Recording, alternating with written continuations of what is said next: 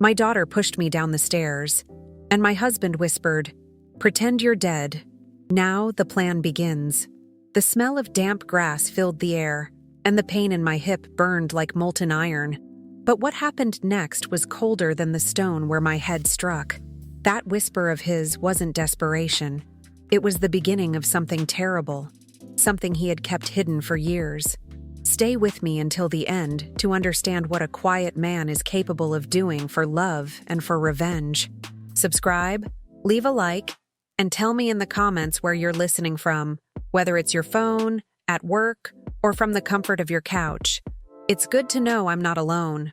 My name is Margaret Holloway, and I am 72 years old. For most of those years, my hands have known the feel of good soil and fine linen. Here in our little stone and timber house in Woodstock, Vermont, life has a rhythm dictated by the seasons, not the clock. The air this morning smelled of damp earth and the promise of a crisp autumn, a scent I've always associated with peace. Arthur was already in his workshop out back, the gentle scrape of his tools a familiar and comforting sound. I was kneading dough for a loaf of zucchini bread, the motion steady and sure, a small anchor in a world that had begun to feel increasingly adrift. The quiet of our home is a fragile thing, I've learned. It can be shattered by a single phone call, a single voice. My daughter, Sharon, has that power. She lives in Boston, a world of glass towers and frantic energy that feels a universe away from my hydrangeas and the worn oak furniture that holds our history. Her visits are rare, and her calls are rarer still, usually preceding a storm. The last time we spoke, she called this house my sanctuary, the home I built with my first love and now share with Arthur, a wasted asset. The words felt like swallowing shards of glass. That phrase had been echoing in my mind all week, a cruel counterpoint to the gentle hum of our life. It made me feel like a relic, a stubborn old woman clinging to memories while the world moved on, demanding value and leverage from everything, even a mother's heart. I looked at the black and white photos on the mantle, my younger self smiling, blissfully unaware of how love could curdle into something transactional. That's the real fight, isn't it? Not the creaking joints or the fading eyesight, but the battle to protect the sacred spaces inside you from the people you are supposed to trust the most.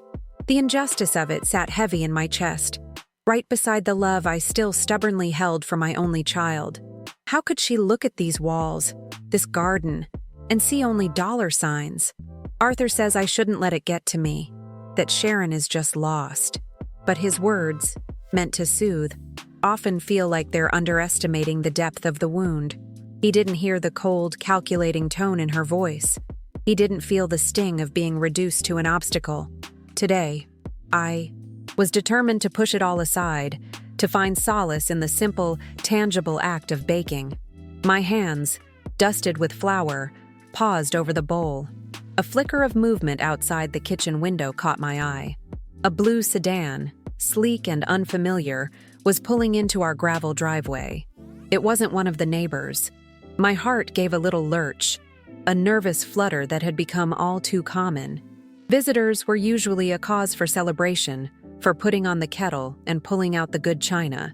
But an unannounced visitor on a Tuesday morning felt less like a gift and more like a summons. I wiped my hands on my apron, the fabric soft and worn. It was Sharon. She stepped out of the car looking like Boston itself, dressed in a sharp blazer that seemed out of place against the backdrop of our rustic maple trees, her face tight with a stress that no amount of makeup could hide. She wasn't carrying a weekend bag, just a large leather purse that she clutched like a shield. I opened the door, before she could knock, forcing a smile that felt brittle on my lips. "Sharon, what a surprise," I said, my voice betraying none of the sudden dread that had seized me. She just nodded, her eyes scanning the porch as if looking for cracks in the foundation. "Hi, Mom," she said, her tone clipped and devoid of warmth. She stepped inside, and the scent of her expensive, sharp perfume immediately overpowered the warm, yeasty smell of my kitchen. It was the smell of the city, of ambition and discontent, and it felt like an invasion. She didn't hug me. She never does anymore. Instead, She placed her purse on the kitchen table with a definitive thud, a declaration of intent. Arthur must have heard the car, because the sound of his sanding stopped abruptly. The silence from the workshop was more unnerving than the noise. I offered her coffee, zucchini bread, a place to sit and rest. It was the ritual of motherhood, the instinct to nurture and soothe, even when every nerve ending was screaming a warning. She accepted the coffee but waved away the bread. "I don't have time for that, Mom," she said, her gaze already sweeping across the room, cataloging the old furniture, the hand-sewn curtains. "We need to talk. A real talk, this time." I knew what was coming. It was the same conversation, just with a new, more desperate edge. I felt the floor beneath me start to tilt, and the long, quiet struggle was about to become very, very loud. Her presence filled the small kitchen, sucking all the air out. Arthur emerged from the back door, wiping his hands on a rag, his face a mask of careful neutrality. He nodded at Sharon. "Sharon?" was all he said. His voice was low and steady, a stark contrast to the frantic energy his stepdaughter had brought into our home. She gave him a fleeting, dismissive glance before turning her attention back to me. The battle lines were drawn without a single word of aggression being spoken, a silent understanding passing between the three of us that this was not a social call. "I have a business opportunity," she began, not even waiting for Arthur to sit down. "A once-in-a-lifetime chance, but the window is closing fast. I need capital. Significant capital." She said the words as if they were a diagnosis of a terminal illness. Her eyes were bright, almost feverish, and I saw a woman I barely recognized. This wasn't the little girl who used to chase fireflies in the backyard. This was a stranger, hardened by failure and consumed by a relentless hunger for something she couldn't name. I listened, my hands gripping the edge of the kitchen counter. I listened to her talk about investors and projections and market shares, a language as foreign to me as the moon's. But I understood the subtext perfectly. Every word was a hammer, chipping away at the foundation of this house, this life. Arthur stood by the doorway, silent and watchful. His stillness was a form of strength, a silent promise that I was not facing this alone. He knew, just as I did, that this was never about business. It was about her perception of our failure and her desperation to prove us wrong. Finally, I couldn't take it anymore. "Sharon, we've been over this," I said, my voice softer than I intended. "This house is all we have. It's our home.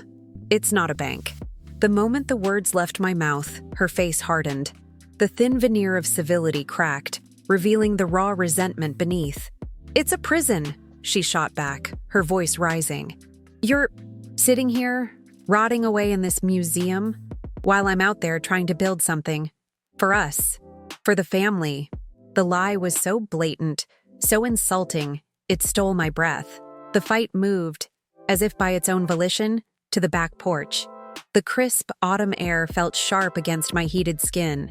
The maple leaves, in their final brilliant blaze of glory, seemed to mock us. We stood there, mother and daughter, separated by a chasm of misunderstanding and unmet expectations. "This isn't about family, Sharon. This is about your debts," I said. The truth finally laid bare. Her eyes narrowed into slits of fury. The desperation I'd seen earlier was now twisting into something ugly, something dangerous.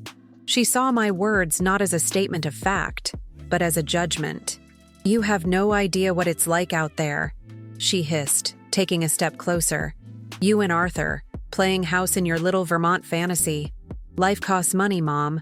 My life is falling apart because you're too selfish to let go of a pile of rocks and wood. A pile of rocks and wood." That's what she called the place where I had raised her, where I had mourned a husband and found love again. The cruelty of it was a physical blow, knocking the air from my lungs and making my vision swim for a second. I stood my ground, my feet planted on the cool flagstones of the porch. "No," I said, my voice shaking but firm. "The answer is no." I was protecting more than just the house. I was protecting the last vestiges of my dignity, the memory of a life lived with purpose, not profit. I was protecting myself from the daughter who looked at me and saw only an obstacle. From the corner of my eye, I saw Arthur step out of his workshop, his face grim.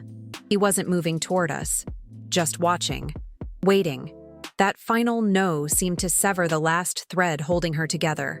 A guttural sound of pure rage escaped her lips. It wasn't a word, just a raw noise of frustration. "You never supported me. Never!" she screamed, her face contorted. She was no longer my 45-year-old daughter. She was a toddler having a tantrum, blind to everything but her own thwarted desire. I saw it coming a split second before it happened. The shift in her weight, the tensing of her shoulders, the wild look in her eyes. But I was frozen, paralyzed by disbelief. She shoved me. Not a nudge, but a hard, violent push with both hands against my chest. My balance, already precarious at my age, was gone in an instant. The world tilted sideways. I saw a flash of the brilliant blue sky, the fiery orange of the maple leaves, and then the dark, unforgiving gray of the stone steps that led down to my garden. My feet left the porch, and I was airborne for a horrifying second, a rag doll thrown by a furious child. Time seemed to slow, to stretch, each millisecond filled with the sickening realization of what was happening. My body hit the first step with a sickening crack that I felt more than heard. Pain exploded in my hip, a white-hot blinding agony that radiated through my entire being. I tumbled down the rest of the short flight, my limbs flailing uselessly. My head struck the last step with a dull thud, and the world went fuzzy at the edges. I landed in a heap on the damp grass at the bottom, the smell of crushed mint and wet soil filling my nostrils. The pain was immense, a tidal wave that threatened to pull me under, but another feeling was even stronger. Shock. A profound, soul-shattering shock. My daughter, my Sharon, had done this. The physical pain was nothing compared to the sharp, jagged edge of that betrayal. I lay there, unable to move, unable to breathe, staring up at the sky through a veil of tears and confusion. I could hear her gasp from the top of the steps, a sound of horror that might have been for me or for herself. I was trapped, not just by the pain in my body, but by the ruins of the love I thought was unconditional. I tried to call out, to say her name, but only a weak, gurgling sound came out. My body felt disconnected from my mind, a broken vessel. I could feel the cold dampness of the earth seeping through my clothes, chilling me to the bone. The world was a blur of autumn colors and excruciating pain. I saw a pair of worn leather work boots rush into my field of vision, and then Arthur's face was hovering over mine, his eyes wide, not with panic, but with a terrifying cold clarity that I had never seen before. He knelt beside me, his large, calloused hand gently touching my cheek. His gaze was fixed on mine, intense and urgent. He wasn't looking at Sharon, who was now starting to make panicked noises from the porch. He was looking only at me. The sounds of the world faded into a dull roar. The wind in the trees, Sharon's frantic whimpers, the frantic beating of my own heart. All I could see were Arthur's eyes, and in them, I saw not the end of a tragedy, but the beginning of something else entirely. I expected him to yell for help, to scream at Sharon, to do something, anything. Instead, he leaned in close, his breath warm against my ear, a stark contrast to the cold creeping into my limbs. The world seemed to hold its breath, waiting. He ignored the source of my pain standing just a few feet away and focused solely on me, his grip on my shoulder grounding me in the dizzying agony. He was assessing the situation with the same precision he used to measure a piece of oak, his mind working at lightning speed. He saw my brokenness, my terror, my betrayal. He saw Sharon at the top of the steps, her face a mask of dawning horror, the perfect picture of a distraught daughter. And in that split second, a decision was made. A path was chosen. He didn't offer words of comfort. He didn't promise that everything would be okay. Instead, he gave me an instruction, a command whispered with such chilling intensity that it cut through the fog of my pain and shock. It was a command that would change everything. I felt his lips brush against my ear, the words a low, urgent rumble that seemed to vibrate through my very bones. He was calm, frighteningly calm.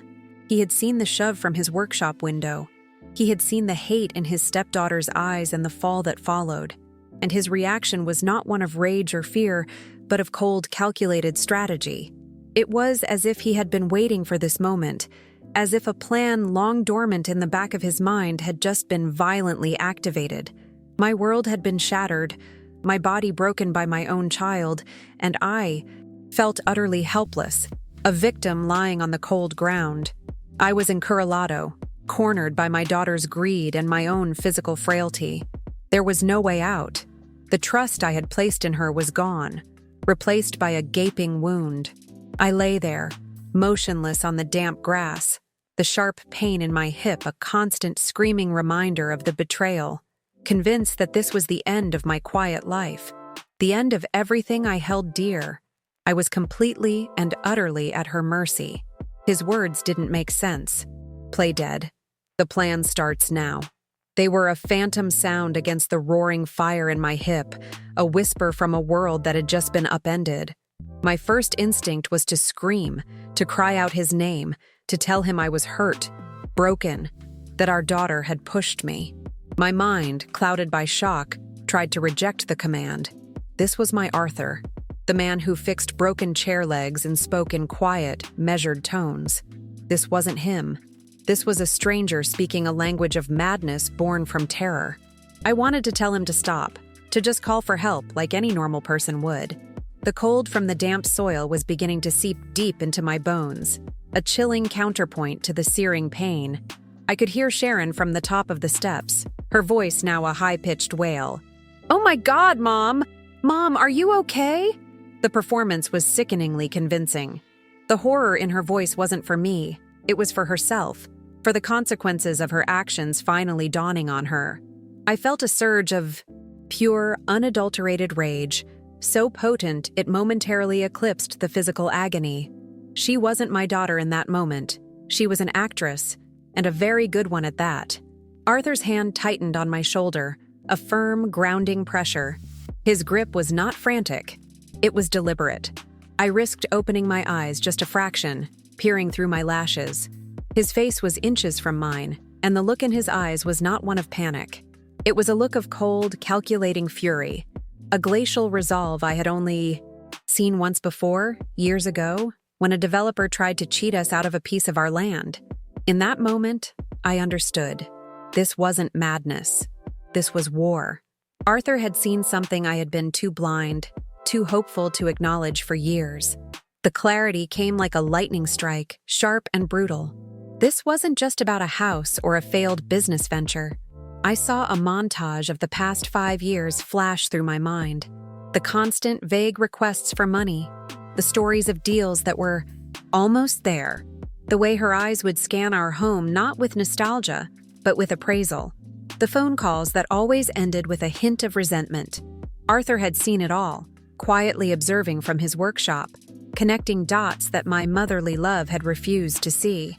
The push wasn't an accident. It was an escalation. A switch flipped inside me. The part of me that was a victim, the frail old woman lying broken on the ground, went silent. A different part, a part I hadn't known existed, took its place. It was a cold, hard kernel of survival. I took a shallow, ragged breath, and then I let it out slowly, letting my body go completely limp in Arthur's arms. I closed my eyes, surrendering to his insane command. I would play dead. I would become a ghost in my own tragedy, a silent observer to whatever terrible play my husband was about to direct. The world became a symphony of sounds, each one amplified by my feigned unconsciousness. I heard Arthur's voice rise, but now it was thick, with a manufactured panic that sounded utterly real. "Sharon, call 911, now! Don't just stand there, call them!" His roar was primal, the perfect sound of a husband witnessing the unthinkable. It was a magnificent performance. I could hear Sharon fumbling with her purse, her frantic sobbing breaths as she spoke to an operator. Every sound she made felt like a lie scraping against my skin. I focused on the physical sensations to keep myself from screaming. The blades of grass tickling my cheek, the smell of crushed mint leaves from where I had landed, the sticky dampness on the back of my blouse. I could feel the rhythmic thud of my own heart against my ribs, a frantic drumbeat counting down to what? I did not know. Time stretched and warped. A minute felt like an hour.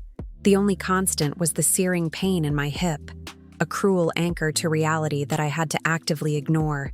Then, a new sound cut through the autumn air, a distant siren, growing steadily louder. It was the sound of the outside world rushing in, the sound of our private, ugly war becoming public. A wave of fear washed over me. How could I keep this up? A doctor, a paramedic, they would know. They would see the flicker of my eyelids, feel the tension in my muscles. This plan was fragile, impossible.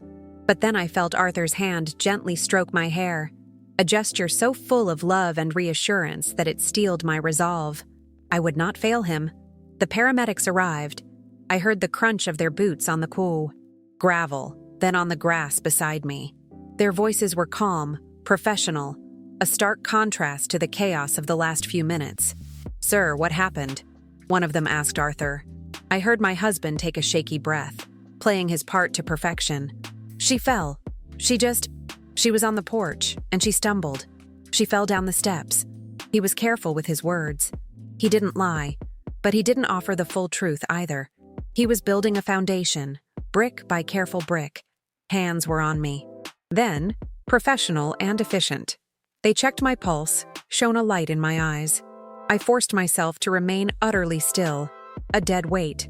Every touch sent a jolt of pain through my body, but I bit the inside of my cheek, tasting blood, using that sharp, metallic tang to focus. They spoke in clipped sentences above me, using words I didn't understand. Possible hip fracture, head trauma, vitals are stable, but I was no longer Margaret. I was a collection of symptoms, a medical problem to be solved. I felt them cutting away my sleeve to insert an IV. The small prick of the needle was a minor insult compared to the agony in my hip. Through it all, I could hear Sharon in the background, offering a frantic, disjointed narrative to the other paramedic. We were just talking. I turned around, and she was on the ground. It was so fast. Her voice was a masterpiece of feigned shock and grief. A cold certainty settled in my gut. My daughter was a predator, and Arthur and I were now fighting for our lives. They strapped me to a backboard, the hard plastic pressing against my spine. The world tilted as they lifted me, and a groan escaped my lips before I could stop it. It was a raw, involuntary sound of pain. I heard one of the paramedics say, "Okay, she's responsive to pain." Arthur was instantly by my side. "Margaret, can you hear me? It's Arthur. We're getting you help, my love." His voice was a lifeline, pulling me back into the role I had to play. I let my head loll to the side and remained silent. The journey from the garden to the ambulance was a blur of motion and pain. I kept my eyes shut, creating a world of darkness where I only had to focus on my breathing and Arthur's presence. I could feel the crisp autumn air on my face one last time before they loaded me into the back of the vehicle. The metallic clang of the doors shutting was a sound of finality. My home, my garden, my quiet life. They were all on the other side of that door now, part of a life that no longer existed. Inside the ambulance, the air smelled of antiseptic and urgency. The siren started its deafening wail, isolating us in a bubble of noise and speed. I felt a hand take mine, the calloused, familiar feel of Arthur's fingers wrapping around my own. He squeezed gently. I knew Sharon would be following in her car, playing the part of the distraught daughter. But in here, for these few precious moments, it was just the two of us against the world. He leaned in close, his mouth near my ear, his voice a low murmur beneath the siren's scream. "They're going to give you something for the pain at the hospital. Take it. Let it work. Don't speak to anyone unless I'm there. Not a single word, Margaret. Do you understand?" His instructions were clear, precise. This wasn't a suggestion. It was a strategy. I couldn't speak, so I squeezed his hand back, a single firm pressure. It was my oath, my promise. The paramedic in the back with us was busy, checking the monitors, adjusting my IV. He was kind, his voice reassuring as he told me we'd be at the hospital soon. I let his words wash over me, part of the background noise. My focus was entirely on Arthur's plan, a plan I still didn't understand, but was now irrevocably a part of. The fear was still there, a cold knot in my stomach, but it was now joined by something else, a grim, icy determination. I thought about the house, the one Sharon saw as a wasted asset. I thought about the garden I had tended for 50 years. I thought about the life Arthur and I had built, a life of quiet dignity and mutual respect. My daughter had tried to shatter it all with a single violent push. She thought she had won. She thought she was looking at a broken old woman, a problem that would soon be out of her way. She had no idea that in her act of cruelty, she had not created a victim. She had forged a weapon. The ride felt endless. Every bump in the road sent a fresh wave of agony through my hip, but I welcomed it. The pain kept me sharp, kept me focused. It was a reminder of the stakes, a reminder of what Sharon had done. I was no longer just fighting for a house. I was fighting for my life, for my husband, for the very truth of my existence.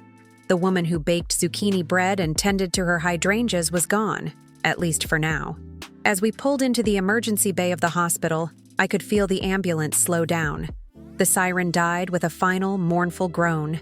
This was the next stage. The doors would open, and we would be surrounded by doctors, nurses, and somewhere lurking would be Sharon, her face a perfect mask of concern. Arthur gave my hand one last, hard squeeze. It felt like a soldier's grip before heading into battle. I took one last, deep, silent breath. The initial shock had worn off, replaced by a strange and terrifying calm. I was an actress on the most important stage of my life. My body was broken, my heart was shattered, but my spirit was not. Arthur's whispered words had been the turning point, the moment the world fractured and reformed into something new and dangerous. I was no longer falling. I was descending by choice into the heart of a secret, ready to face whatever darkness lived there. The plan had started, and I was ready to play my part. I knew, with a certainty that chilled me to the bone, that nothing would ever be the same again.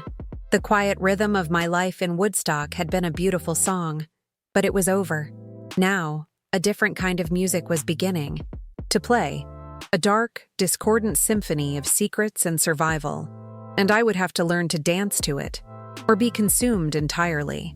I felt the gurney begin to move as the back doors opened, flooding the space with the harsh, artificial light of the hospital bay. I kept my eyes closed, my face a mask of unconsciousness. I could hear Arthur's voice, steady and in control, directing the flow of information. He was my shield, my director, my co-conspirator. The woman who had been pushed down the stairs was gone. In her place was someone else, someone colder, harder, and infinitely more dangerous. My daughter wanted me out of the way. She thought a fall down a few stone steps would be enough. She had underestimated me. She had underestimated Arthur, and she had no idea about the plan that had just been set in motion. The pain in my hip was a constant, throbbing reminder of her betrayal. But now, it was also fuel. It was the fire that would keep me going through the long, dark night ahead. The why. Fear hadn't vanished, but it had changed shape. It was no longer the paralyzing terror of a victim. It was the sharp, focused fear of a hunter who knows the woods are dark and full of danger, but presses on anyway. Lying on that gurney, being wheeled into the chaos of the emergency room, I felt a profound shift within me. I had accepted the call. My quiet life was over. The fight for my future, for our truth, had just begun. The emergency room was a cacophony of controlled chaos. Beeping. Monitors, hushed but urgent voices, the squeak of rubber soles on linoleum. It all blended into a disorienting symphony of noise that assaulted me through the veil of my closed eyelids. My first test came almost immediately. A doctor with a calm, steady voice leaned over me, his words professional and detached. "Margaret, can you hear me? Squeeze my hand if you can hear me." His fingers pressed into my palm, an invitation to betray myself. The old Margaret, the polite, accommodating woman, screamed inside my head to respond, to do as I was told, but the memory of Arthur's whisper, "The plan starts now," was a shield. I let my hand remain limp, a dead weight in his grasp. I felt a needle prick my arm, followed by a spreading warmth that began to dull the sharp, screaming edges of the pain in my hip. The morphine was a blessing and a curse. It cocooned me in a hazy fog, making it easier to ignore the physical agony, but it also threatened to soften my resolve, to pull me down into genuine unconsciousness. I fought to stay present, focusing on the rhythmic beep of the heart monitor beside me, making its steady pulse the anchor for my wavering consciousness. This was my new reality, a battle waged in the silent confines of my own mind, a war against my own body's instincts and the siren call of oblivion. Sharon arrived, her performance escalating. I heard her choked sobs, her frantic questions to the nurses. Is she going to be okay? Will she wake up? She played the part of the devoted daughter so flawlessly it made my stomach turn. Her hand, the same one that had pushed me, rested on my forehead, its touch a vile brand. Every fiber of my being wanted to recoil, to scream at her to get away from me, but I remained still.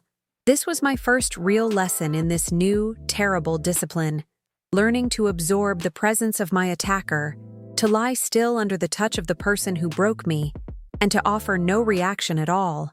They wheeled me to radiology, the journey a blur of ceiling tiles and fluorescent lights passing overhead. In the cold, sterile room of the X-ray machine, I was alone with the technician. The silence was a brief respite. As the machine hummed and clicked around me, I had a moment to think beyond the immediate need to feign unconsciousness. What was Arthur's plan? It was a question with no answer, a terrifying leap of faith.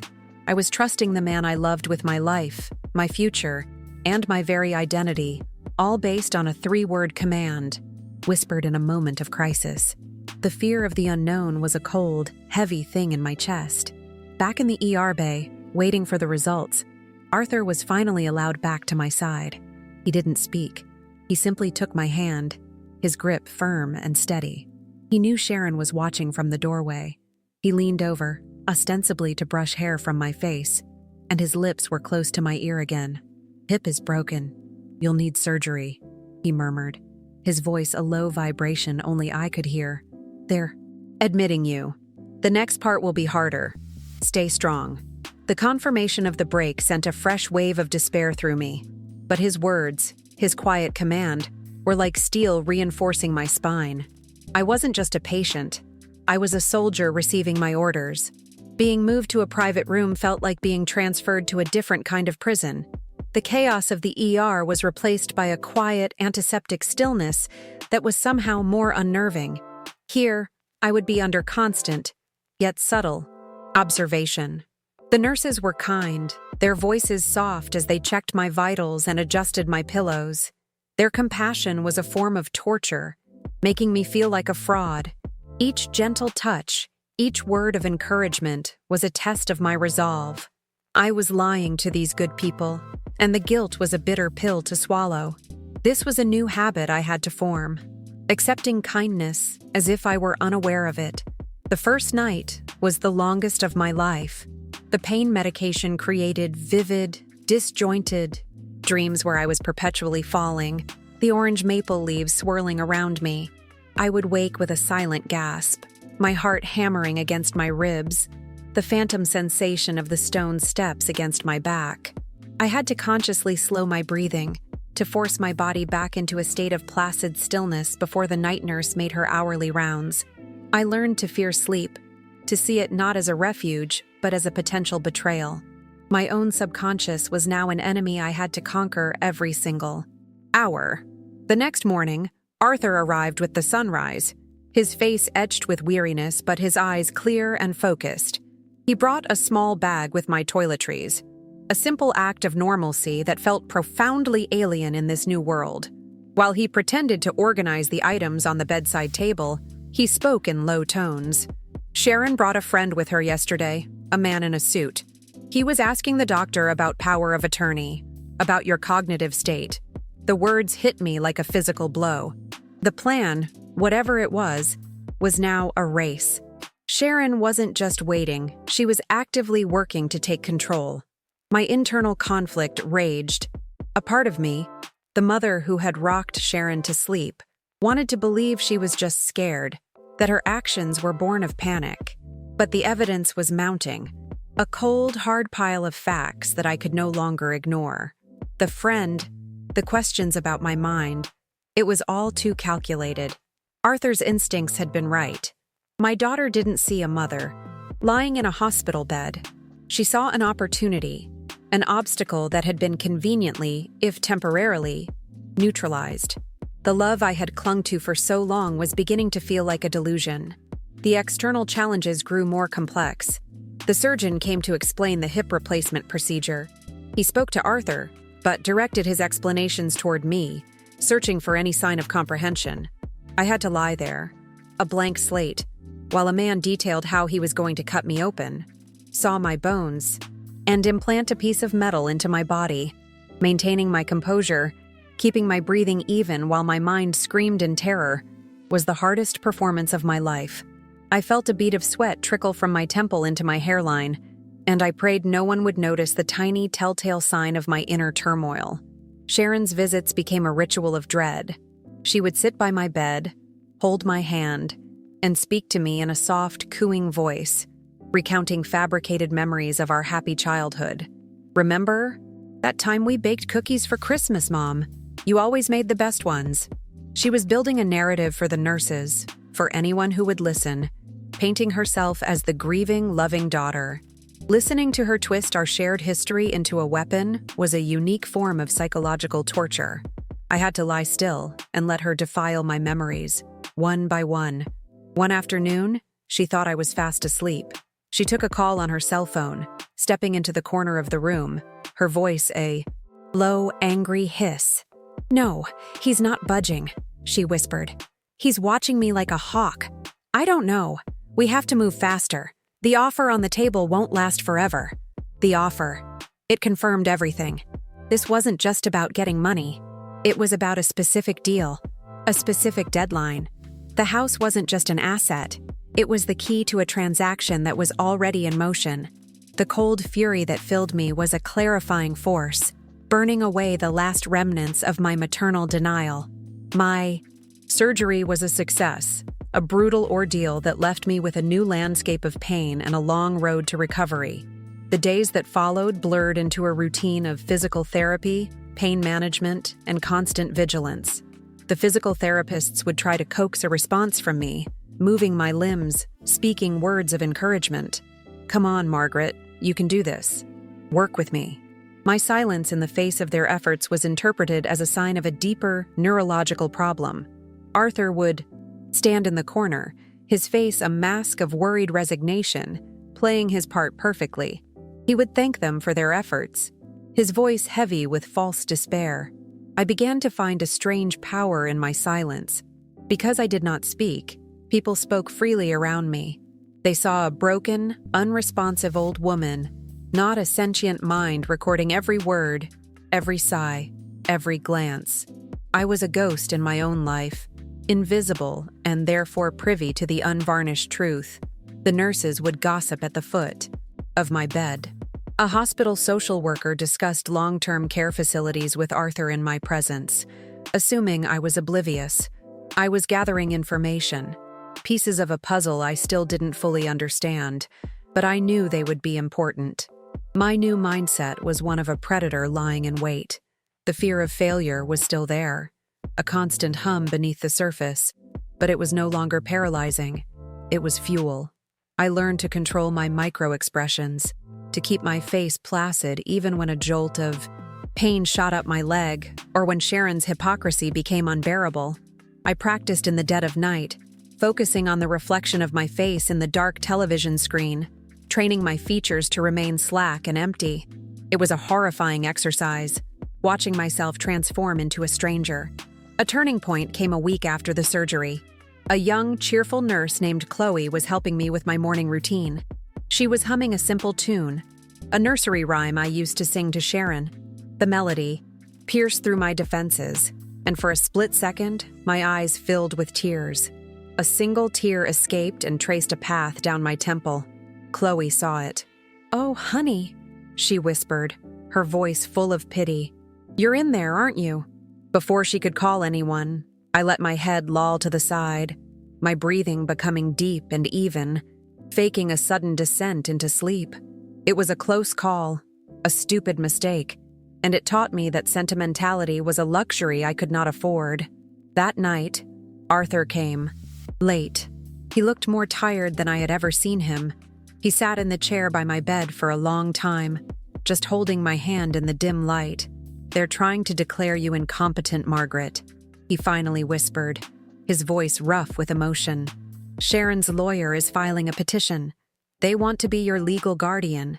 They want to sell the house to pay for your care." The final piece of the puzzle clicked into place. It was never about a business venture. It was about getting rid of me, warehousing me, and cashing in my life's work. The news didn't break me. It forged me. The last vestiges of the old Margaret, the hopeful mother, the gentle gardener, crumbled to dust. In her place stood someone cold, clear, and unyielding. The pain in my hip was no longer just an injury. It was a battle scar. My silence was no longer a tactic. It was a weapon. I was not a victim in a hospital bed. I was a queen on a chessboard, temporarily immobilized but seeing the entire board with a terrifying, new clarity. I squeezed Arthur's hand. Not the single, affirming squeeze of our earlier agreement, but 3 distinct, hard pulses. It was a code we had developed as young sweethearts, a signal that meant, "I'm ready to fight." He stopped speaking, his head snapping up to look at me. In the faint glow from the hallway, he couldn't see my eyes, but he felt the change in my grip.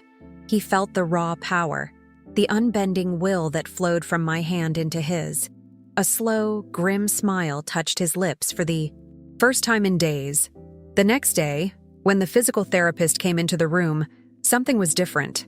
As he began to move my leg, I didn't just lie there. I resisted. It was a tiny, almost imperceptible tension, a flicker of muscle against his hand. He paused, surprised. "Did you feel that, Margaret?" he asked, his voice suddenly alert. I let the muscle go slack again, returning to my blank state. But the seed had been planted. It was the first move in my own game, a signal to the world that the woman they had written off was still here. My progress from that point on was deliberate and slow, a carefully orchestrated crawl back to the world of the living. I started with small things, a twitch of a finger, a flutter of the eyelids, a soft moan when the pain was bad. Each one was a calculated breadcrumb, leading the medical staff down a path of my own choosing. I was no longer just following Arthur's plan. I was co-authoring it, using the intimate knowledge of my own body as my script. I would listen to Sharon's lies by my bedside, and instead of rage, I felt a cold pity. She was so trapped in her own greed, so blind to the monster she had become. She had no idea that the silent, broken woman she was talking at was dissecting her every word, cataloging her every lie for a reckoning she could not possibly imagine. Her power over me was an illusion, and it was about to be shattered. One afternoon, I focused all my will on a single task. As Arthur stood by my bed, talking to a nurse, I slowly, painstakingly lifted my hand an inch off the blanket and touched his arm. The nurse gasped. Arthur turned, and his eyes met mine. For the first time in 2 weeks, I opened them fully. I did not look at the nurse. I looked only at my husband, and in my gaze he saw not a victim, but an ally. The transformation was complete. The woman who arrived at this hospital was a frightened, broken victim of a brutal assault. She was a mother grieving the loss of her child's love. But the woman who now looked out from my eyes was someone else entirely. She was a survivor. She was a fighter. I was no longer the same person who had been kneading zucchini bread on that crisp autumn morning. That Margaret was gone, pushed down a flight of stone steps into a past that no longer existed. I didn't know what the final act of this tragedy would hold, but I knew one thing for certain. I was ready for it. The moment my eyes met Arthur's, the universe, which had been a chaotic storm of pain and fear, snapped into a single, sharp point of focus. The nurse beside him let out a small, audible gasp, her professional composure momentarily shattered. Arthur didn't smile. His face remained a grim mask, but I saw a universe of relief flood his eyes. He squeezed my hand, a silent acknowledgement that our long, silent vigil was over, and the next phase of the war was about to begin. The transformation wasn't a slow dawn. It was a switch being flipped in a dark room, instantly revealing the new landscape of my reality. I was no longer an object of pity. I was an active combatant. My first word was not a cry for help or a whisper of pain. As the nurse hurried to call the doctor, I kept my gaze locked on my husband, my throat dry and raspy from disuse. I cleared it, a small rattling sound in the quiet room, and uttered a single word that carried the weight of the past 2 weeks. "Lawyer?" I said. The word was a croak, a broken piece of sound, but it was clear and filled with an unshakable resolve. It wasn't a request. It was an order. Arthur simply nodded, his expression unchanging. He understood. The time for defense was over. It was time to attack. Sharon's reaction when she heard I was awake was a masterclass in feigned joy. She rushed into the room, her face arranged in a perfect mask of tearful relief, ready to play the part of the prodigal daughter returning to her miraculously healed mother. But the woman she found was not the one she had left behind. I was propped up against the pillows, my eyes open and lucid, and when she reached for my hand, I simply looked at her, my expression completely neutral. I offered no warmth, no recognition, just a cool, steady gaze that stopped her in her tracks. The power dynamic in the room shifted so palpably it was almost a physical force. The doctors were baffled, calling my recovery remarkable, a testament to some hidden well of strength.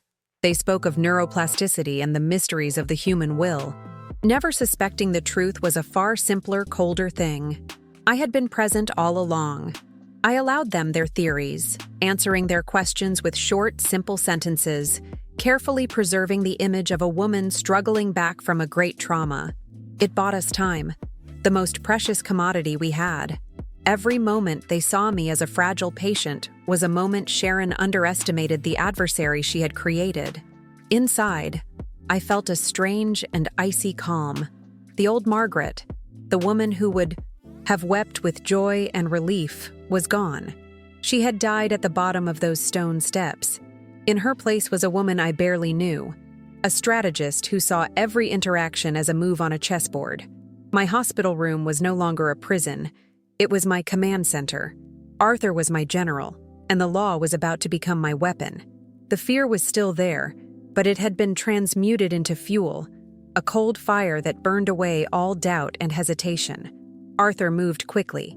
He contacted an old friend, a semi-retired lawyer from Woodstock named Samuel Finch, a man known for his quiet integrity and his bulldog tenacity. Samuel arrived the next day, not with a flashy briefcase, but with a worn leather satchel and a pair of kind, intelligent eyes that missed nothing. He listened intently as Arthur recounted the story, and then he turned to me. He didn't treat me like an invalid. He spoke to me as an equal, a client who needed counsel. The simple act of being seen as competent was more healing than any medicine.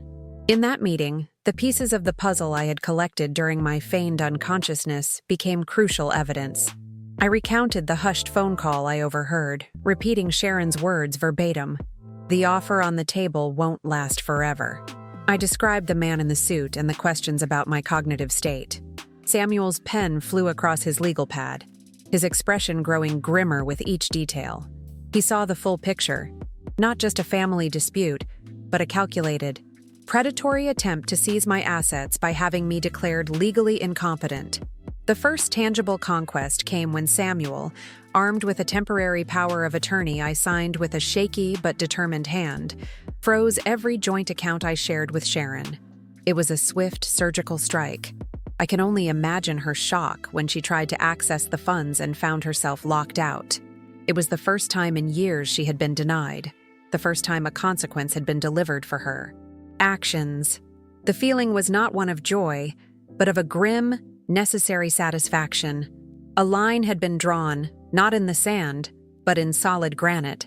My physical recovery became a parallel battle, one I fought with a ferocity that stunned the hospital staff. Every painful session with the physical therapist was a step away from the helpless woman Sharon thought she had created. The first time I stood on my own, leaning heavily on the walker, tears streamed down my face. But they were not tears of pain or sadness. They were tears of rage and triumph. Each step was a reclamation of my body, my life, my home. I was walking back to the fight, and I would not falter. The contrast between the woman I was and the woman I had become was stark. Before, I would have avoided conflict at all costs, sacrificing my own peace for a fragile, illusory harmony with my daughter. Now, I embraced it. I spent hours on the phone with Samuel, my voice growing stronger each day, making decisions about our estate, our future, with a clarity that had been buried under years of maternal hope. Arthur would watch me, a look of quiet awe on his face. He was seeing the woman he married, but with a new core of tempered steel. The external reactions were a study in human nature. The nurses, especially Chloe, treated me with a newfound respect, their pity replaced by admiration. They saw a survivor, a fighter, and they quietly cheered me on. My neighbors, who had heard I'd had a terrible fall, sent cards and flowers. I knew that when I returned home, their perception of me would be forever changed. I was no longer just the sweet old lady with the beautiful hydrangeas. I was a woman who had faced a darkness and refused to be consumed by it. The next conquest was the most painful and the most necessary. With Samuel as my witness, I dictated the terms of a new will. It was a simple, brutal document. Sharon was to receive nothing. Not a single photograph, not a single piece of oak furniture, not a single dollar. In a separate sealed letter, I explained my reasons, detailing her actions not as a grieving mother, but as a clear-eyed victim of a calculated assault. Signing that document felt like severing a limb, a final, agonizing amputation of a part of my life that had become toxic. Arthur's loyalty was my bedrock. He never questioned my decisions, never flinched at the coldness that had entered my voice. He was my hands and feet, bringing me documents, making calls, standing guard at my door. He was my memory, reminding me of small details I might have forgotten. Our marriage, which had been a quiet partnership, was forged in this crisis into an unbreakable alliance. We had faced the ultimate betrayal together, and in doing so, had found a depth of love and trust I never knew was possible. The inevitable confrontation came a week before I was scheduled to be discharged. Cornered, her funds cut off, and her legal petition facing a formidable challenge, Sharon appeared at my room. She came without pretense this time, her face pale and drawn. She found me not in bed, but sitting in a chair by the window, dressed in my own clothes, looking out at the distant Vermont hills. Arthur stood silently by the door, a sentinel. The air crackled with a tension that was years in the making. She began with tears, the last weapon in her depleted arsenal. "Mom, I'm so sorry," she sobbed, her voice breaking. "I was desperate. I wasn't thinking. I never meant to hurt you. Please, you have to forgive me." The old Margaret would have folded, her heart aching for her daughter's pain. But the old Margaret was gone. I let her finish, my expression unreadable. I listened to the lies, the excuses, the pathetic attempt at manipulation, and I felt nothing but a profound and desolate emptiness. When she was done, a heavy silence filled the room. I turned my head slowly from the window to look at her. My voice, when I spoke, was not loud, but it cut through the air like a shard of glass. "The offer on the table," I said softly. "Was it worth it, Sharon?" I saw the flicker of shock in her eyes, the dawning horror that I knew. Was it worth this? Was my home, my life, worth a business deal that was about to expire? Her face crumpled, the fake tears replaced by the ugly, contorted mask of true desperation. "You don't understand," she hissed, her voice dropping to a venomous whisper. "You and Arthur, you have everything. You just sit on it. letting it rot while I'm out there, fighting to survive. It was the same argument she'd used on the porch, but this time it held no power. It was the pathetic whine of a parasite blaming its host. "No," I said, my voice as cold and hard as the stone steps I fell down. "You are disinherited. Your name has been removed from everything. Samuel is filing a restraining order. You will not come near this house or near us ever again. We are done." The finality of the words hung in the air, absolute and irrevocable. I had not shouted. I had not cried. I had simply delivered the verdict, the consequence she had earned. She stared at me, her mouth opening and closing, but no words came out.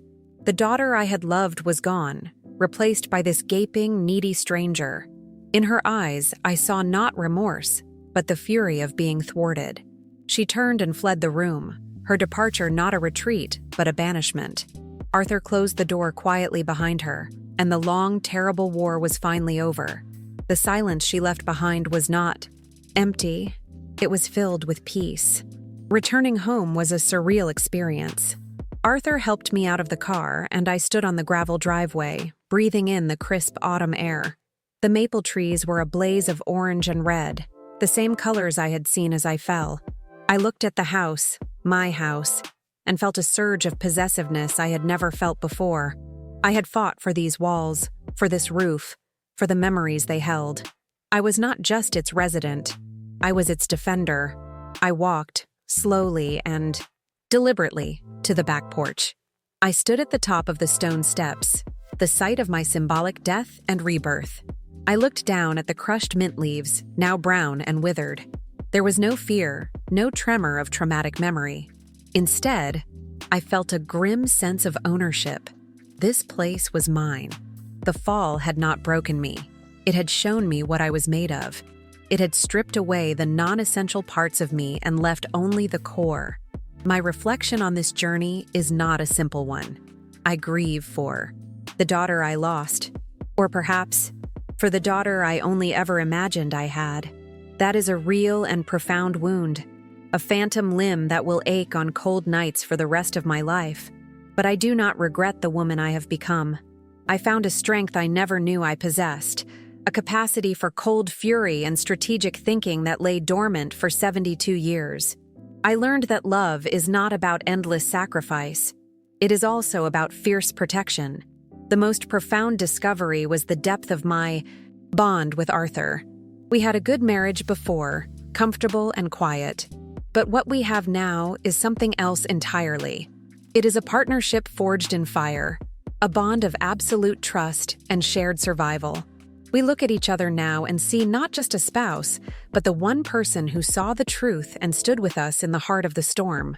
His whispered command, "Play dead," did not just start a plan. It saved my life and redefined our love. My message to anyone who has made it this far, who has listened to my story, is this: the deepest betrayals often come with a familiar face and a loving voice. They come from the people you are taught you must trust unconditionally. Do not let that love blind you to the truth of their actions. Your life, your home, your peace of mind. These are not assets to be leveraged by others. They are your sacred ground, and you have every right to defend them with a ferocity you may not even know you possess. Today, I am back in my garden. The hydrangeas are preparing for their winter sleep. Their blue heads faded to a soft, papery lavender. I can walk among them now, my new hip a dull ache that reminds me of the battle I won. Arthur is in his workshop, the familiar, comforting sound of his sanding once again the soundtrack to my afternoon. There is a loaf of zucchini bread cooling on the kitchen counter, its warm, spicy scent filling the air. It smells of home. But it is a different home now, a fortress. And I am no longer just its keeper. I am its